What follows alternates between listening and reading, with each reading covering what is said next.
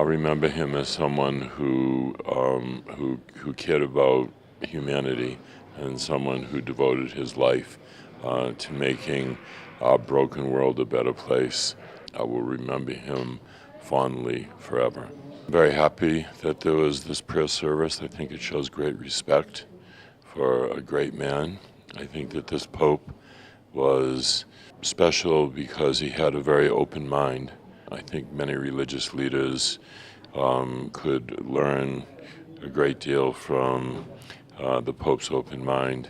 The reason that I'm here doing this program with the monks and the science is because His Holiness the Dalai Lama has a similarly open mind.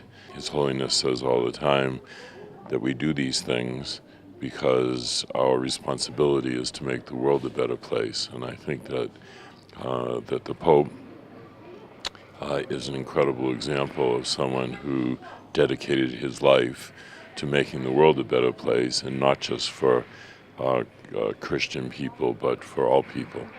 Well, I feel for all the Christian community around the world.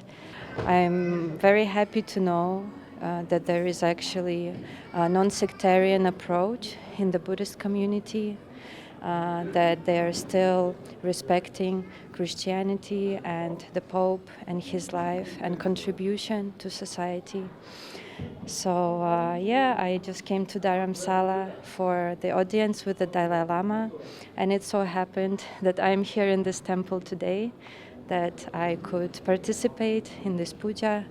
So I dedicate the merit of this puja for the Pope's easy post-life journey, and also Dalai Lama's health, and all spiritual leaders to continue their work